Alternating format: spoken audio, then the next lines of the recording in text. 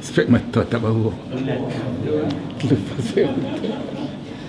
Ada spek mata apa-apa yang boleh. Pakai tak?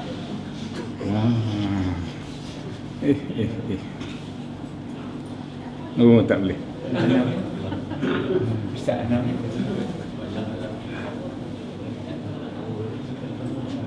Lagi tak boleh.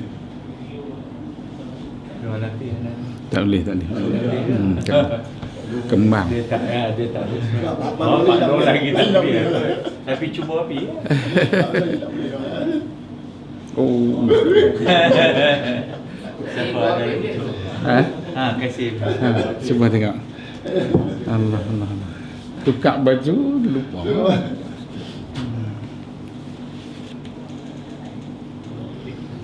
Tak boleh.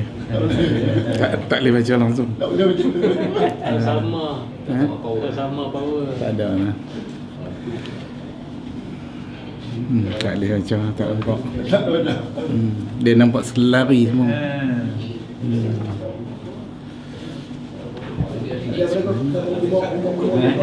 Panjang biar panjang. Haji Amin ni apa dia? Haji Amin kan? Ustaz Tertinggal spek mata Semua dah dah. banyak dah. Boleh. Alhamdulillah. Tak ada rumah kau lah. Atau jam ni tak ada. Tak apa dah. Berkorban. Okey. Assalamualaikum warahmatullahi wabarakatuh. Waalaikumsalam warahmatullahi. Alhamdulillahi rabbil alamin. Wassalatu wassalamu ala rasulillahil amin. Nabiyyina Muhammad wa ala alihi wa sahbihi ajma'in. Allahumma la sahla illa ma ja'altahu sahla wa anta taj'alu haznan in syi'ta sahla birahmatika ya arhamar rahimin. Ma sya'allahu kana wa ma lam yasha' lam yakun wa la hawla wa la quwwata illa billahil aliyyil azim. Aqul wa billahi taufiq. Muka surat berapa Pak Mi? 61. 61. Mak yang ke-50. Oh, yang ke-50. Kita sambung kuliah kita yang telah terhenti buat seketika kerana Ramadan, dan kini insya-Allah kita sambung seperti mana biasa. Kita sampai ke muka surat 61, perkara yang ke-50. ولا يصح الإيمان بالرؤية لأهل دار السلام لمن اعتبرها منهم بوهم أو تأولها بفهم إذ كان تأويل الرؤية وتأويل كل معنى يضاف إلى الربوبية بترك التأويل ولزوم التسليم وعليه دين المسلمين. Yang bermaksud tidak dianggap sah keimanan terhadap ru'yah. Ru'yah ni kepercayaan ataupun keyakinan kita untuk melihat Tuhan. Keyakinan dan pegangan akidah kita untuk melihat Tuhan di akhirat kelak. Jadi pengarang kita ni nak jelaskan kepada kita apa yang dimaksudkan dengan akidah melihat Tuhan di akhirat kelak. Kata dia tidak dianggap sah keimanan terhadap ru'yah. Penghuni syurga akan melihat Allah di akhirat kelak lah. Penghuni syurga ni di akhirat kelak.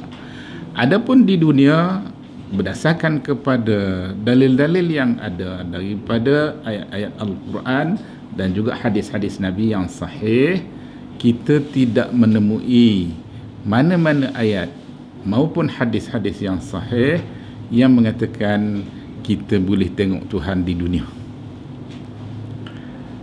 Contoh yang paling jelas ialah kes Nabi Allah Musa.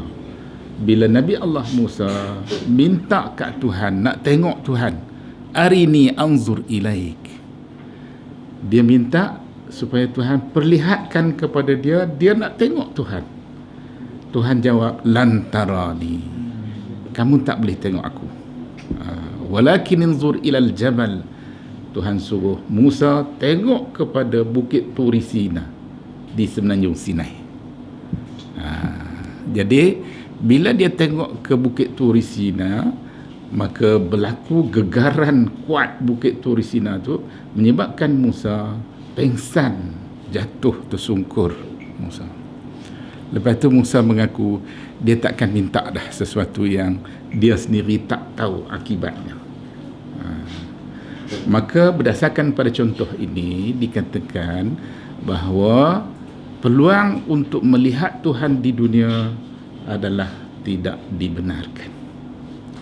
Manakala peluang untuk kita melihat Allah di akhirat kelak banyak terdapat dalil-dalil.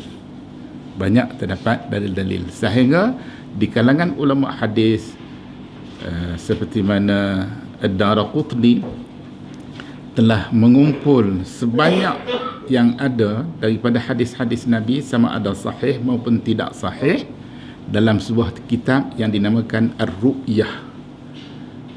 Kitab tu nama dia Ar-Ru'yah, maknanya melihat Tuhan. Sejauh mana kita boleh melihat Tuhan berdasarkan kepada dalil-dalil daripada hadis-hadis Nabi yang diriwayatkan sama ada dengan sanad yang sahih maupun yang tidak sahih. Yang tak sahih tu memang tak boleh dijadikan dalil lah.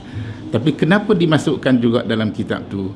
Dia masukkan kerana untuk menjelaskan walaupun ada hadis-hadis yang sahih, tapi masih terdapat di sana hadis-hadis yang tidak sahih. Mungkin ada maklumat-maklumat tambahan dan sebagainya. Jadi yang berdasarkan kepada hadis yang tidak sahih, kita tidak boleh gunakan sebagai hujjah, sebagai dalil untuk kita berhujjah dengan apa-apa yang terdapat dalam kandungan hadis yang sanadnya tidak sahih. Tidak sahih. Jadi kita memadai dengan hanya menggunakan hadis-hadis yang sahih untuk dijadikan sebagai dalil dalam menentukan apa jua yang berkaitan dengan Tuhan, dengan alam ghaib dan sebagainya.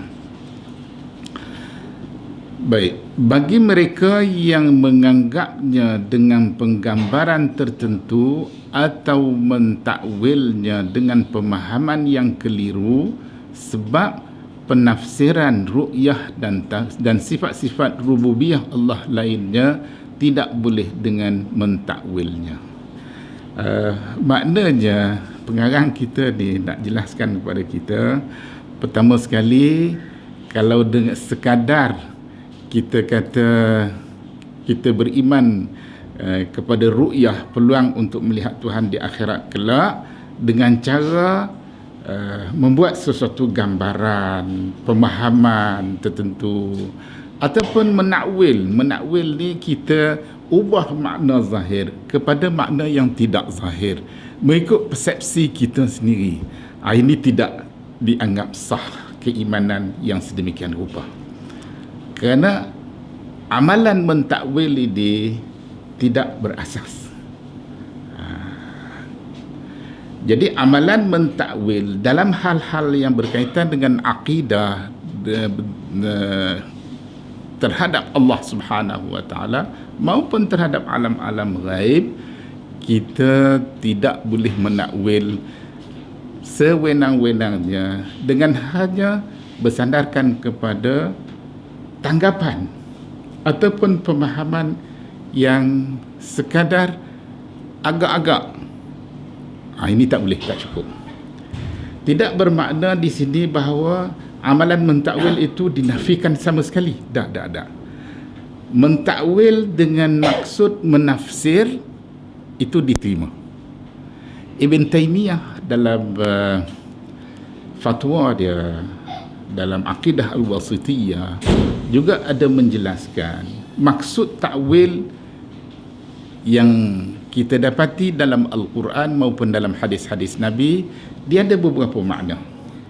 Takwil dengan makna tafsir ini diterima oleh para ulama hadis, para ulama salaf dalam bidang akidah, menerima tanpa diragui.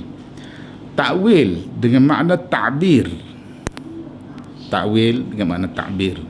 Kita kata dalam Al-Quran Tuhan cerita pasal Nabi Allah Yusuf bermimpi melihat mak bapak dia, adik-beradik dia sujud kat dia dalam mimpi. Jadi ini ditakbir kemudian. Mimpi dia tadi apabila ditakdirkan oleh Allah, dia bertemu semula dengan mak bapak dia dan kaum keluarga dia setelah melalui sekian lama ujian dan takdir yang telah dikenakan oleh Allah terhadap mereka.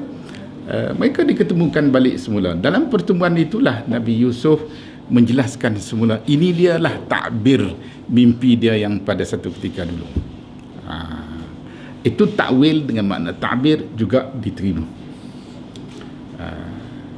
Nabi Allah Yusuf menakbirkan mimpi rakan yang sama-sama masuk jail, masuk penjara, dan mereka bermimpi, dua orang rakan tu bermimpi, salah seorangnya mimpi kata burung makan makanan di atas kepala dia, dia junjung makanan tu, burung tu main makan. Nabi Yusuf menakbirkan mimpi itu, hang akan mati kena pancung. Yang seorang lagi pula dia proses jus, ya'siru khamra, maknanya dia buat arak daripada jus buah-buahan. Yang ni ditakbirkan oleh Nabi Allah Yusuf, dia akan dibebaskan daripada penjara. Jadi itu makna takwil dengan makna takbir memang diterima. Dan yang ketiga, takwil dengan makna mengubah makna asal, makna yang zahir kepada makna baru yang tidak zahir berdasarkan kepada dalil-dalil yang sahih. Ini juga diterima. Contohnya seperti mana yang dikatakan hadis mengenai hak kejiranan kita dengan jiran sebelah rumah kita. Bila kita nak jual rumah kita, kita tak boleh jual di pasaran terbuka. Kita tak boleh jual. Kita kena tanya jiran sebelah menyebelah kita dulu, kerana hak kejiranan tadi mendapat keutamaan. Jadi kalau dia tolak, baru kita boleh bawa ke pasaran terbuka, boleh jual ke orang lain. Begitu juga kalau kita ada tanah lot dan sebagainya, kita tak boleh sewenang-wenangnya jual tanah lot kita di pasaran terbuka.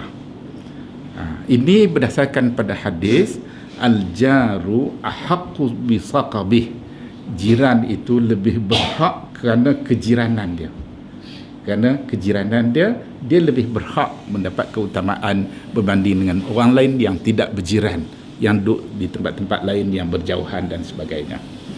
Itu juga takwil yang jenis itu diterima kerana perubahan ataupun pengubahan makna asal, makna yang zahir kepada makna baru yang tidak zahir berdasarkan kepada dalil yang sahih.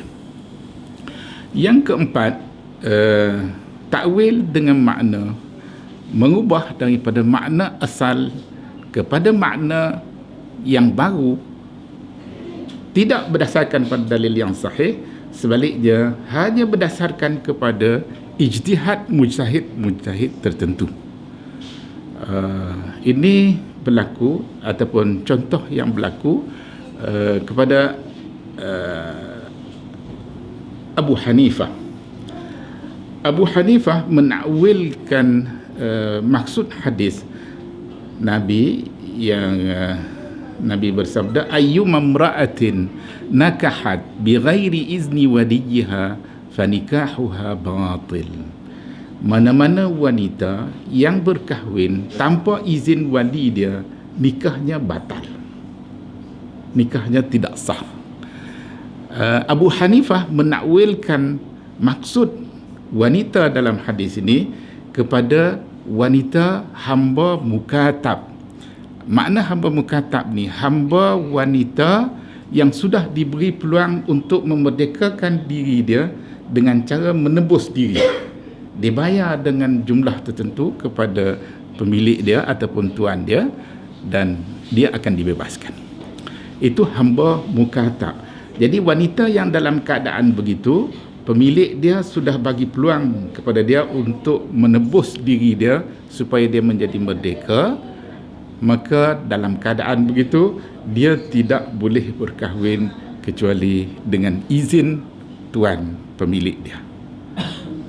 Ini takwilan yang dibuat oleh Abu Hanifah berdasarkan pada ijtihad dia sebagai seorang mujtahid yang terkemuka dan biasanya diterima oleh kebanyakan, oleh ramai di kalangan umat Islam. Seperti mana yang kita dapati pengikut mazhab Hanafi memang ramai di seluruh dunia, di sana sini, termasuk di tempat kita pun ada. Jadi Abu Hanifah ini memang terkenal sebagai seorang mujtahid yang berkemampuan tinggi. Namun demikian, kes yang sebegini hanya diterima oleh sebahagian ataupun sekumpulan di kalangan ulama-ulama, manakala sebahagian yang lain tidak menerima. Sebab tu kita dalam mazhab Syafi'i tak boleh, dalam mazhab Hanafi, dalam mazhab Hambali tak boleh, dalam mazhab Maliki juga tak boleh. Cuma dalam mazhab Hanafi disebabkan oleh Abu Hanifah berpendapat bahawa wanita boleh jadi wali terhadap diri dia sendiri.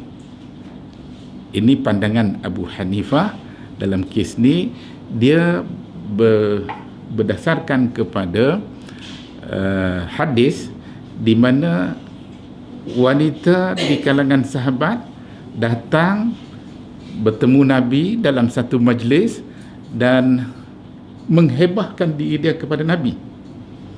Dia nak kahwin dengan Nabi, dia pelawar diri dia kepada Nabi. Jadi imra'atun wahabat nafsaha lin Nabi, wanita yang telah menghebahkan diri dia kepada Nabi. Tapi Nabi tak berkenan, tak setuju dengan hebahan tu. Akhirnya Nabi buka peluang kepada umum, siapa-siapa yang berkemampuan silakan. Yang tu yang akhirnya bawa cerita kepada kes yang berkahwin dengan hanya menggunakan mahar sebentuk cincin besi. Iltamis walau khataman min hadid. Nabi hanya tanya kepada calon yang sanggup menikah dengan wanita yang berkenaan. Nabi tanya apa? Apa yang ada kepada kamu untuk dijadikan mahar? Sebaliknya, Nabi tak tanya wanita tu siapa wali kamu. Ini pandangan Abu Hanifah bahawa wanita boleh jadi wali terhadap diri dia sendiri. Dia boleh buka tenda. Dia boleh buka peluang tu kepada umum. Siapa sanggup kahwin dengan saya? Gitu. Siapa sanggup kahwin dengan saya? Sudah. Berapa mahar? Dia tentukan sendiri. Berapa mahar dia? Dari segi hukum syarak memang boleh lah. Tapi itu pandangan yang dikemukakan oleh Abu Hanifah, dan pandangan mazhab-mazhab yang lain nampaknya mereka mengambil kira dengan hadis-hadis yang lain sehingga dikatakan wanita tidak sewenang-wenangnya boleh menjadi wali terhadap diri dia sendiri. Bahkan wali kena ikut tertib dia.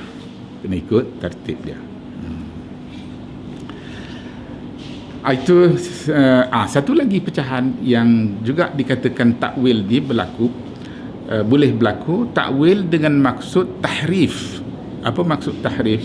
Ubah sama sekali daripada makna asal kepada makna baru tanpa sebarang asas, tanpa dalil yang sahih, tanpa ijtihad mujtahid yang sah, bahkan mengikut cita rasa, mengikut nafsu sendiri.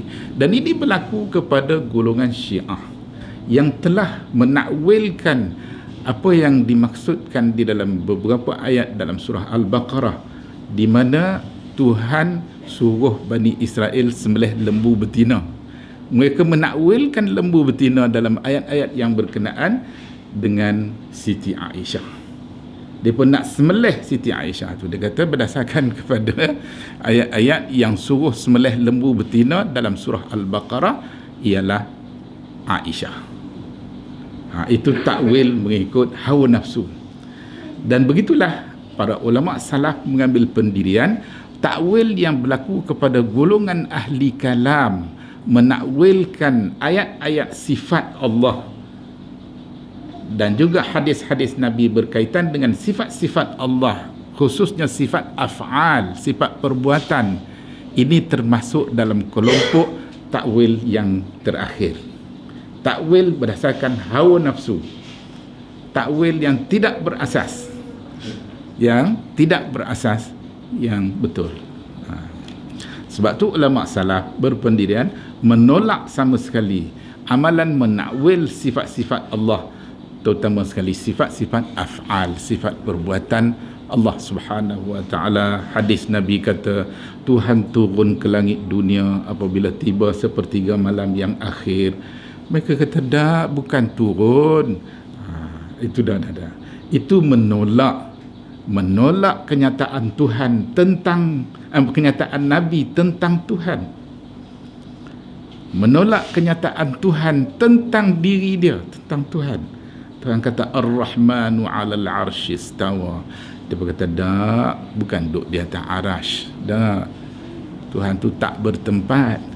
Macam mana boleh datang Tuhan tak bertempat tu? Ini takwilan yang tidak berasas, yang hanya berdasarkan kepada cita rasa, nafsu. Wallahu alam. Ulama salaf menolak sama sekali takwilan yang sedemikian. Kita balik kepada apa yang kita nak jelaskan di sini. Kata pengarang ni lagi, kita harus tunduk dan pasrah dengan berita dari Allah dan Rasul-Nya. Itulah yang menjadi sandaran utama agama kaum muslimin.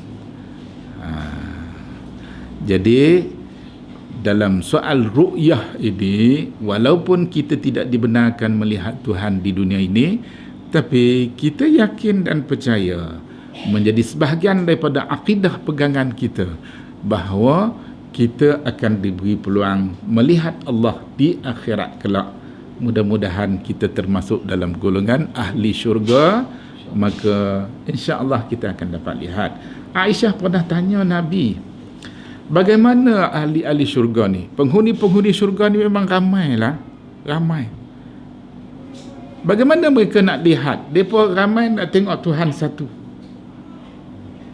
Nabi jawab apa? Bukankah kita semua dapat melihat bulan, matahari?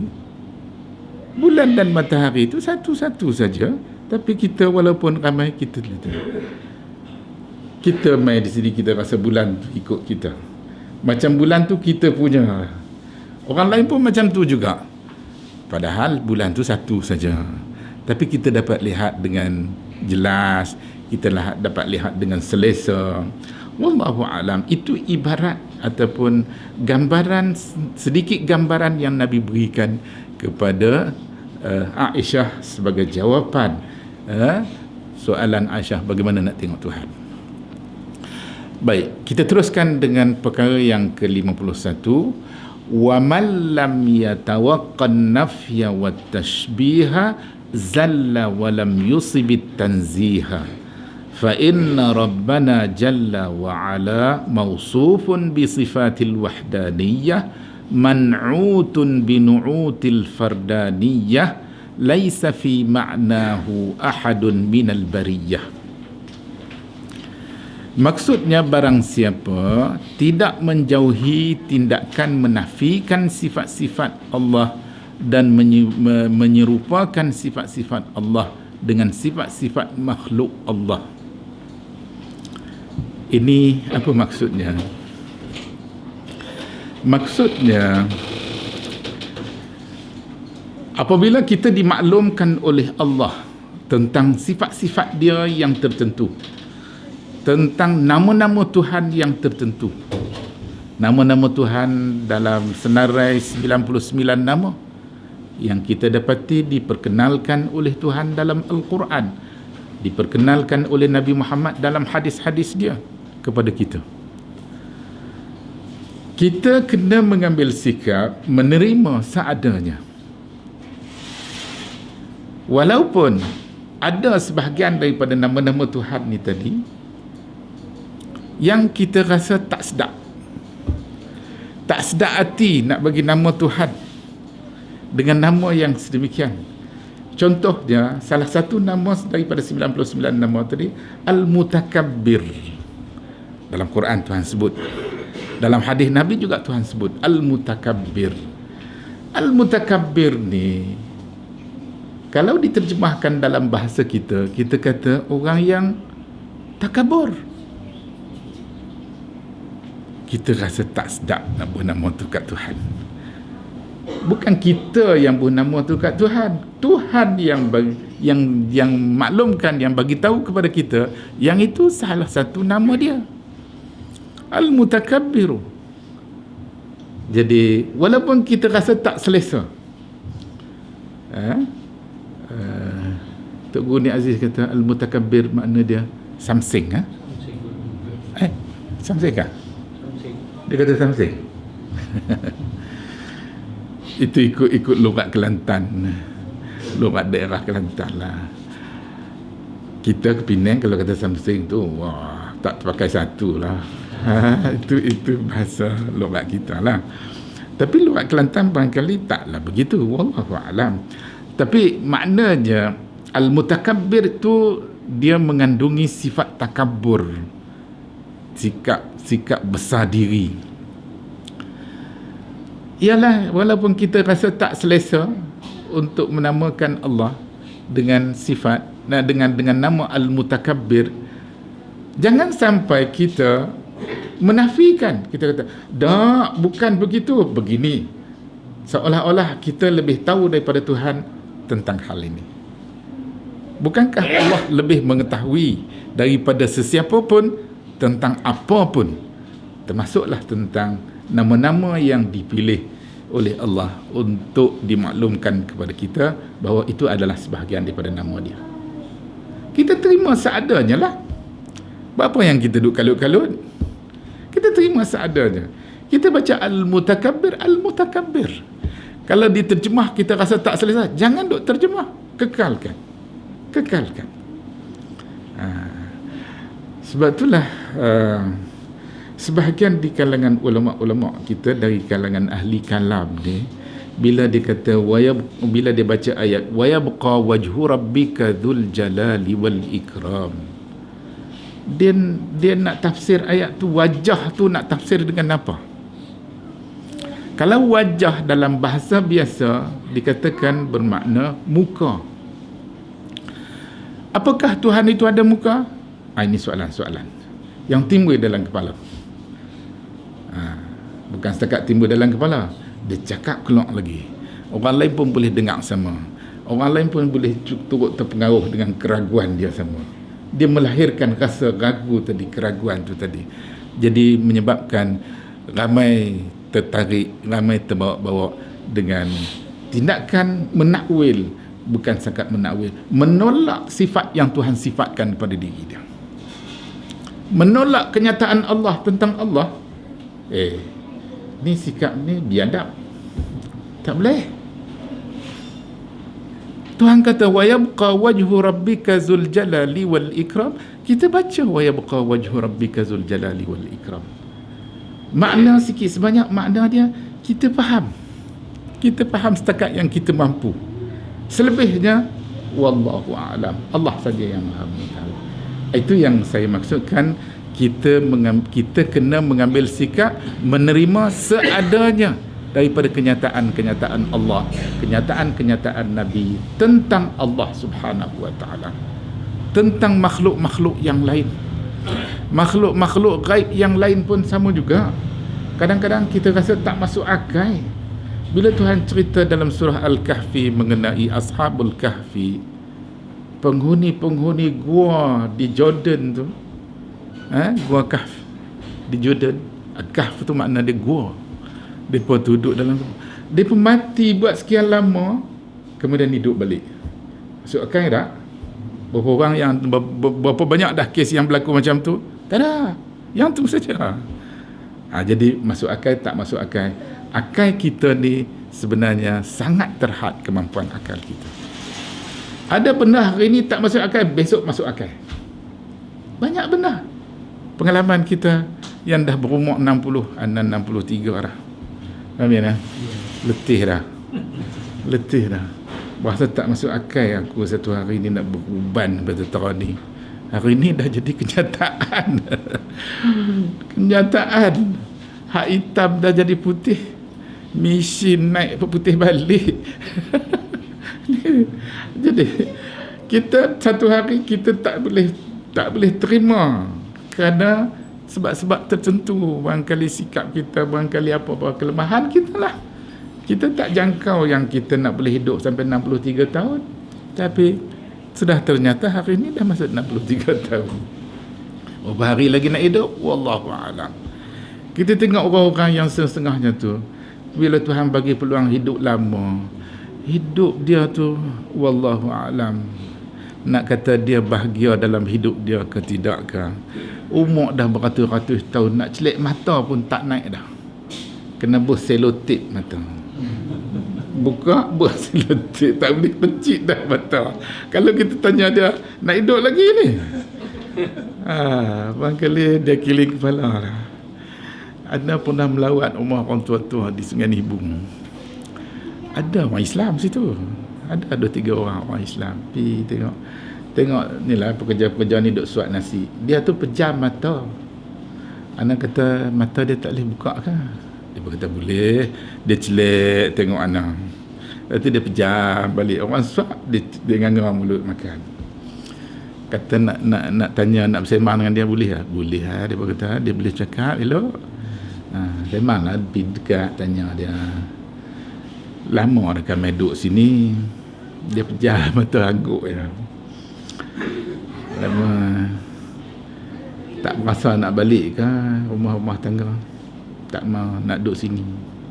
Kiling kepala nak duduk sini. Tak ada anak-anak ke? Ada. Tak pernah mai tengok ke? Tak mau. Tak pernah mai tengok. Mau ke kita belum kalau kita beri peluang, Tuhan bagi peluang nak hidup sampai teratur, pergi duduk dalam keadaan begitu. Kita kata baik mati ya. Bahasa kasarnya kata baik mati. Belum tentu mati tu baik ke, hidup tu baik ke. Tapi orang selalu kata lagu tu lah kan. Baik matilah. Padahal lepas mati tu tak tahu apa benda yang akan berlaku lagi lepas mati tu. Baik ke tak baik ke.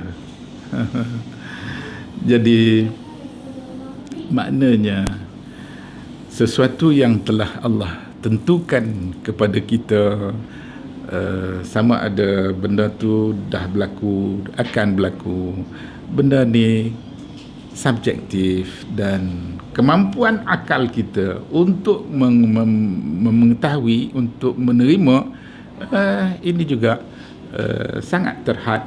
Kadang-kadang hari ni kita kata ya, besok kita kata tak. Hari ni kita kata tak, besok kita kata ya.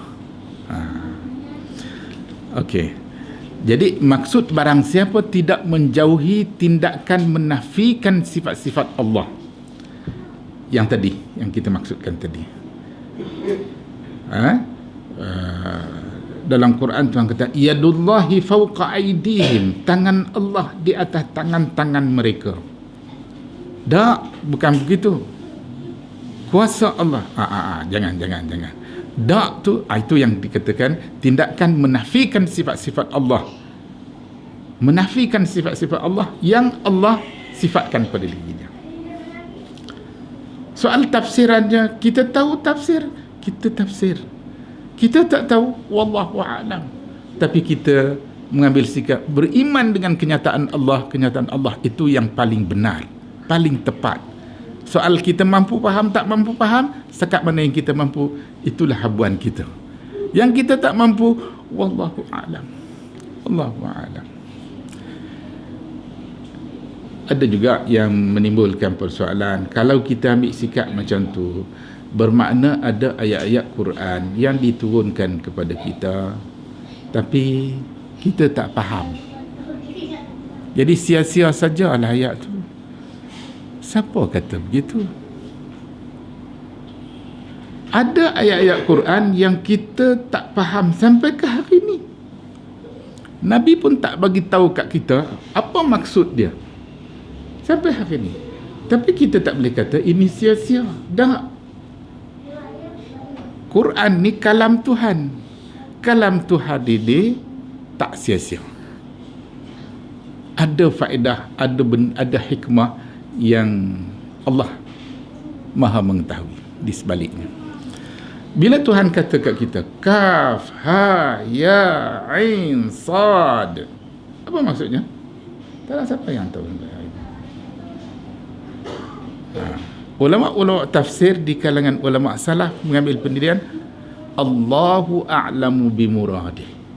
Allah Maha mengetahui tentang maksud ayat-ayat ni. Dia sebahagian daripada ayat Quran. Alif Lam Mim, satu ayat. Apa maksudnya? Allah saja yang Maha mengetahui. Hingga ke hari ini pun. Tapi kita masih beriktikad, kita berpegang teguh bahawa ini sebahagian daripada kalam Allah, tetap tak sia-sia. Cuma kita tak tahu ini kelemahan akal kita, bukan kekurangan daripada sifat Allah. Sifat Allah tetap bersifat dengan sifat kesempurnaan. Kemudian yang kedua, menyerupakan sifat-sifat Allah dengan sifat-sifat makhluknya. Ini juga tak boleh. Pandai-pandai dahlah tolak sifat Tuhan, hak Tuhan kata, kemudian gantikan dengan sifat-sifat lain pula. Tak boleh. Jangan tunjuk pandai. Jangan tunjuk pandai. Kita wallahu a'lam itu lebih selamat. Maka ia akan tergelincir dan tidak benar pensuciannya terhadap Allah, kerana Allah Jalla wa'ala disifati sifat-sifat keesaan dan sifat-sifat kemahatunggalan. Jadi kalau kita bersikap menafikan sifat yang Allah sifatkan kepada diri dia, ataupun menyamakan mana-mana sifat Allah dengan sifat-sifat makhluk, maka dikhawatiri tergelincir akidah kita. Kerana apa? Kerana Allah Jalla wa'ala disifati sifat-sifat keesaan dan sifat-sifat kemahatunggalan. Sifat Allah tidak ada siapa pun yang boleh share sifat Tuhan. Itu makna ketunggalan, ataupun dalam bahasa Arabnya dia kata apa? Al-fardaniyah, man'utun binu'util fardaniyah. Maknanya bersifat dengan sifat-sifat ketunggalan. Sifat kudrat Allah, tidak ada siapa pun yang share dengan sifat kudrat Allah. Begitu juga dengan yang lain. Habis bagaimana dalam Quran ada menyebut sifat-sifat yang disifatkan kepada makhluk-makhluk Tuhan.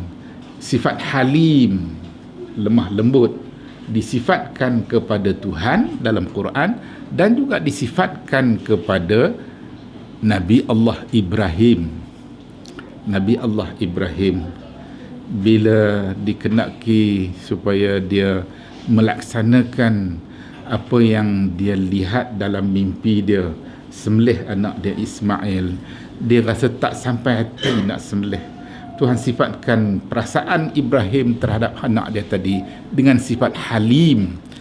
Pada masa yang sama dalam ayat yang lain, Tuhan sifatkan diri dia, sifatkan Tuhan sendiri dengan sifat halim, lemah lembut.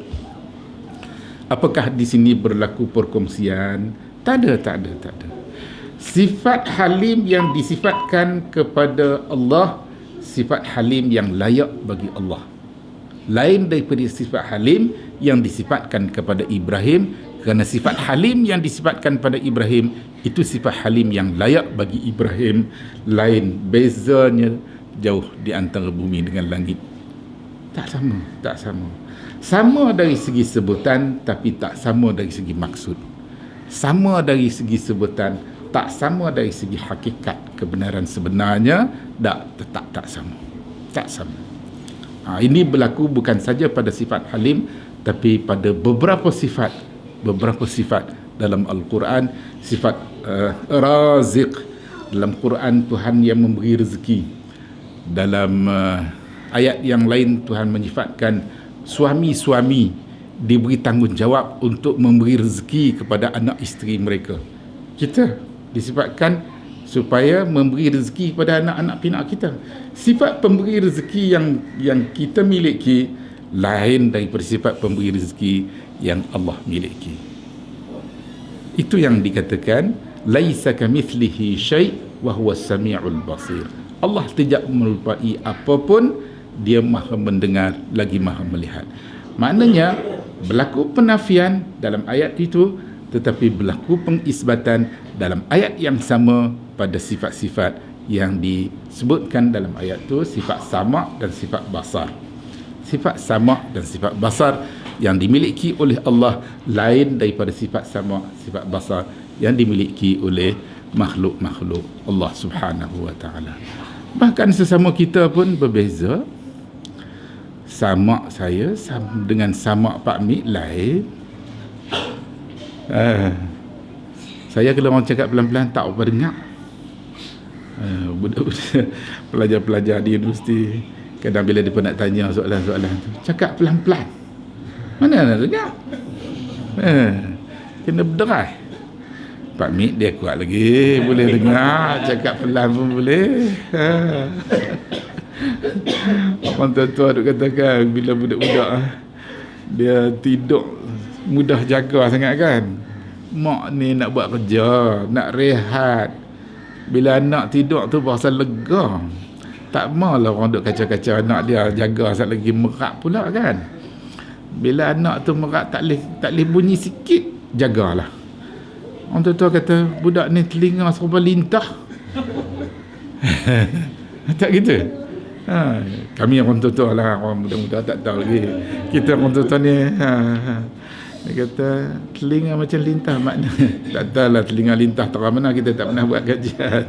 Tapi maknanya kalau dengar sangat tu sampai terang tu lah, dengar sangat pun payah Pak Mik tu. Oh jangan, baik tulis tak tahu apa. Tak tahu apa, sampai tak dengar langsung tak payahlah kan. Tapi kalau dengar sangat pun haru, nampak sangat, cerah mata tu nampak sangat, tak boleh, tak boleh hidup. Orang pakai spek mata sampai nampak dalam baju kita kan, mana boleh lagu tu. Tak boleh. Tuhan bagi tu kena dah, kena dah. Bila tua sikit dia bagi darah tinggi, dia bagi kencing manis. Slow lah sikit. Orang tua ni kalau tidak kah lebih daripada orang muda. Dia berpengalaman. Adil dah Tuhan buat tu, memang kena. Baik, penjelasan dia tadi kita dah buat penjelasan, tapi kita baca pula penjelasan apa nama penulis buku ni. Dia kata Imam At-Tahawi rahimahullah berkata, tidak dianggap sah ataupun benar keimanan terhadap ru'yah ahlul jannah akan melihat Allah bagi mereka yang menganggapnya dengan penggambaran tertentu hinggalah ke akhirnya yang kita baca tadi. Maksudnya menduga-duga bahawa Allah akan dilihat dengan sifat gambaran seperti ini, dan itu sehingga ia menduganya sebagai bentuk penyerupaan. Itulah yang kita jelaskan tadi. Kalau kita duk rasa-rasa, mana boleh rasa? Buat macam pedas bolehlah rasa.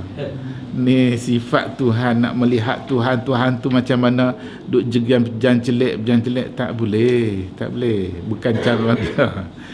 Perkataan beliau atau mentakwilnya dengan pemahaman yang keliru, maksudnya ia mendakwakan bahawa ia memahami ru'yah itu dengan takwil yang menyelisihi zahirnya dan menyelisihi makna yang dipahami oleh semua orang Arab. Yalah, takwil tadilah macam yang kita jelaskan tadi. Itu takwil, makna kita ubah makna daripada makna asal kepada makna baru. Tafsiran, takwil dengan makna tafsir pun kita hurai. Makna yang sebenar kita hurai saja. Itu tafsiran. Makna yang berbentuk isyarat-isyarat dari jauh ataupun isyarat-isyarat awal macam mimpi. Mimpi seseorang mukmin ni, mimpi dalam tidur, lena, bukan mengigau. Mengigau tu separuh lena, separuh lena, separuh lena. Antara lena dengan jaga, nak kata lena pun tak apa lena, nak kata jaga pun nampak macam lena. Mengigau, itu tak, bukan. Mimpi dalam tidur lena waktu malam. Mimpi siang hari ni mengigau, bukan mimpi. Jadi dalam hadis Nabi sebut, mimpi seseorang mukmin ni benar. Dia sebahagian daripada 40 pecahan wahyu yang masih kekal hingga ke hari kiamat. Wahyu Nabi, Rasul, Tuhan wahyu kepada mereka dalam jaga maupun dalam lena, pada waktu lena. Adapun mimpi kepada para mukminin dalam lena, bukan dalam jaga. Pada waktu lena. Jadi mimpi pada waktu lena ni adalah mimpi yang benar dan kedudukannya 1/40 daripada wahyu. Dia berlaku kepada para mukminin, siapa pun di kalangan para mukminin boleh berlaku. Kadang-kadang kita faham mimpi kita, kadang-kadang kita tak faham mimpi kita. Dan mimpi itu boleh jadi isyarat dari jauh. Tuhan dah bagi tahu kepada kita, tapi dalam bentuk isyarat dari jauh. Boleh jadi ada yang faham. Nabi Yusuf, Tuhan bagi kat dia kemampuan. Muhammad Ibn Sirin dari kalangan tabi'in, Tuhan bagi kat dia boleh faham. Dia boleh menakbirkan mimpi.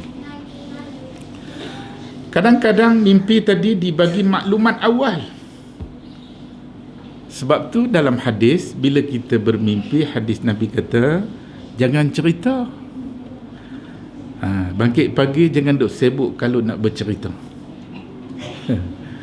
Boleh jadi mimpi itu alamat buruk, boleh jadi mimpi itu alamat baik.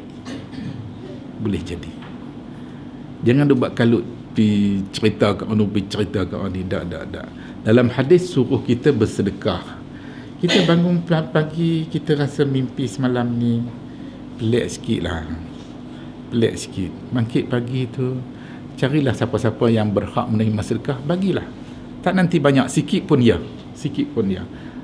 Maksudnya, kalaulah mimpi tadi merupakan alamat buruk, semoga Allah elakkan mimpi dengan cara kita bersedekah tadi. Sedekah boleh mengelak mimpi.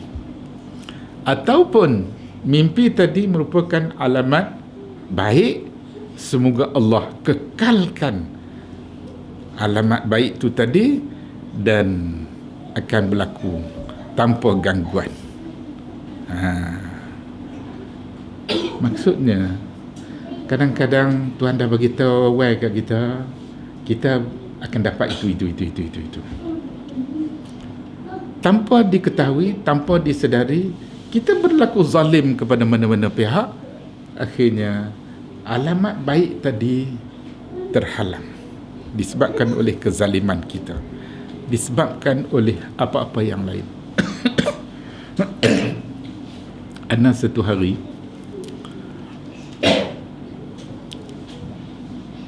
tanpa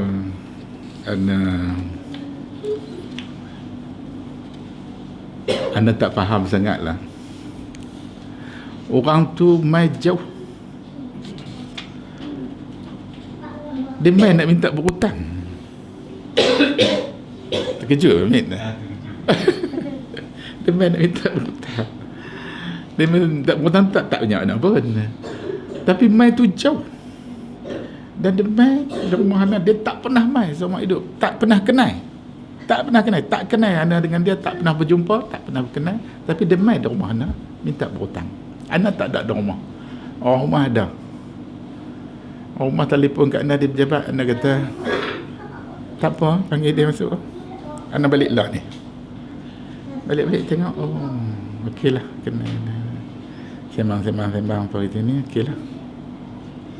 Anda terlintas dalam kepala, Tuhan nak uji aku ni, hantar orang lagu ni. Hantar orang lagu ni, aku tak faham, tak kenal, tak sangka sikit pun. Anda buat keputusan bagi. Lepas tu anda kata tak apalah, anda suruh rumah anda masak nasi apa itu ini, kita ajak dia makan tengah hari rumah kita. Makan tengah hari. Lepas tu tanya dia, dia kata kat anda, berhutang tu dalam masa 20 hari je nak bayar. Hati kecil anda kata, orang kalau nak berhutang kat kita, dia habaq lagu tu memang tak payah. Hati kecil kita lah. Tapi dia ingat, Tuhan uji aku bagi, aku tak bagi berhutang lah, aku bagi kat dia lah, bagi. Okey lah. Atau anda tanya dia ni nak balik dengan apa? Dia main naik teksi. Dia main naik motor daripada rumah dia sampai satu tempat, dia tinggal motor tu, naik apa pula tak tahulah, sampai di rumah anda tu naik teksi lah. Atau dia kata nak balik, nak naik bas. Naik bas di mana? Dia kata di Bagan, di ni lah Batu Us. Anda kata tak apa, kita makan nasi apa sudah apa semua, anda pergi hantar di Bagan. Lama kata kat dia, kita ni dah masuk waktu sembahyang zuhur, mari kita sembahyang zuhur sekali. Dia kata seluar dia tak cuci, pakaian dia tak cuci. Ana ambil kain salin bagi kat dia. Dia duduk sengap. Ana ambil sejadah, hampak 2 sejadah nak sembahyang. Dia duduk sengap itu juga. Ajak sembahyang pun duduk sengap. Dah tak ada alasan nak cari alasan apa lagi dah. Ana pun sembahyang zuhur. Ana sembahyang seorang, dia tak sembahyang. Tak apalah, tak sembahyang, maksud tak sembahyang. Makan nasi apa sini, jom nak pergi hantar. Pergi hantar sampai ada bas, tak ada bas lagi, anda duduk tunggu lah. Oh dah ada bas, boleh naik. Okey, naik bas, kita pun bas kan jalan dia lah. Jalan balik, habislah cerita, anda tutup fail lah. Anda tak ingat nak berhutang, tak ada bagi lah. Gitu kata. Balik pergi lepas tu setahun kot, baru anda dengar berita pula, rupanya bila dia balik daripada rumah anda tadi, dengan duit yang dia dapat tu, dia balik tak ada buat apa pun tak tahu. Akhirnya dapat tahu kepada isteri dia mengamuk dengan dia, bergaduh, berkelahi, tebus talak 4 kalung tanah kebun getah. Bercerailah sama Allah tu dengan cara tebus talak 4 kalung tanah. Dia pun pindah duduk buat dangau kecil di tanah yang dia dapat 4 kalung daripada bini dia tadi. Kami tak ada dengar abang anak sengat, tak tahu nak kata apa. Allah uji aku, Allah uji hamba-hamba dia yang lain. Kita nak buat lagu mana? Nak pergi tolong lagu mana lagi dah? Tak apalah, diam je lah. Nak pergi ziarah balik pun perangat balik, tak usah pergi lah. Tunggulah buat sekian lama lah. Duduk tak duduk bertahun-tahun lepas tu, perempuan dia ni telefon ke Ana. Dia dapat nombor telefon di mana, wallahualam, telefon ajak pergi makan durian di rumah dia. Ana kata anak-anak, jom kita pergi. Makali dia pun lupa rakut. Kita pun tak usah tanya habaq. Tambah hari ni anda tak tanya habaq. Anda pergi makan durian 2-3 kali dah. Jadi setiap musim durian dia nanti telefon, ajak anda panggil pergi makannya. Anda pun pergi lah. Jadi hubungan silaturahim. Rupa-rupanya perempuan dia tu, dia pernah mengasuh anak masa kecil dulu. Masa anak kecil dulu dia pernah mengasuh anak. Dia duk ingat lagi kan. Umur dah 80 tahun dia. Lebih kurang 80 begitulah. Kalau tak ada 80 pun dekat-dekat dah lah. Kita pun dah tua dah. Jadi maknanya hidup kita ni penuh dengan rahsia lah. Liku-liku hidup kita ni ada sebahagian daripadanya memang memberi pengajaran, memberi ruang untuk kita berfikir dan menilai diri kita, menilai hidup kita untuk menjadi hamba Allah yang senantiasa beriman dan taat kepada titah perintah Allah Subhanahu wa taala. Okey, itulah kesimpulan daripada apa yang dapat kita jelaskan dalam kuliah kita pada pagi ini. Jadi kita perkataan sambung sikit lagi Pak Habib. Perkataan beliau, maka akan tergelincir dan tidak benar pensuciannya terhadap Allah.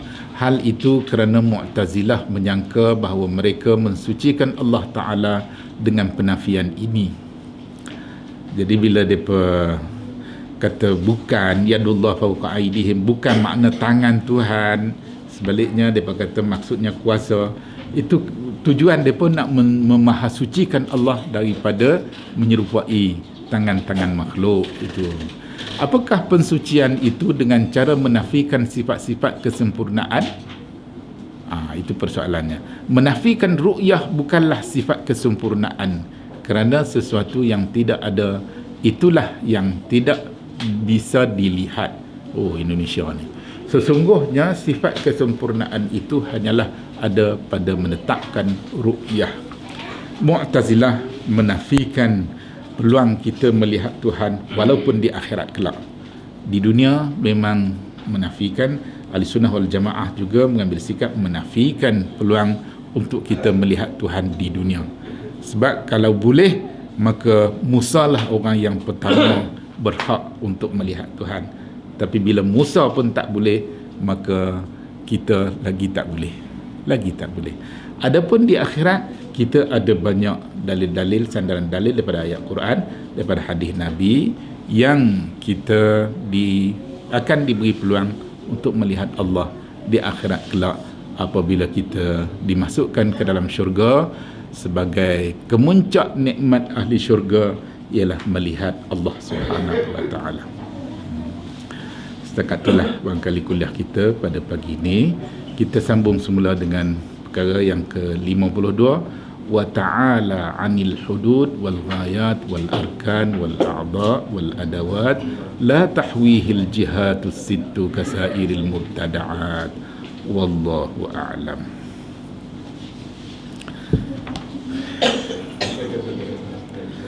Ada tengah jam, waktu letih ya. Ya. Jadi kita start 10 orang. Okay. Ada soalan-soalan apa kan? Nak sembang kok ada apa-apa? Kok ada tertinggal ke ataupun apa-apa ke? Boleh kita jelaskan semula? Ada apa-apa?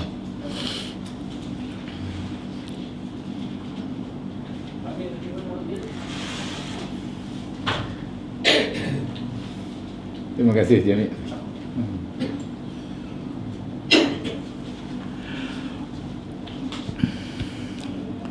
Lo ni tua tak larat ni. Bagi kuliah 1 jam tu, kalau tak tengok jam pun tahu. Apa lo nak? Tahu. Tapi tu guru-guru takmir ni, depa orang muda.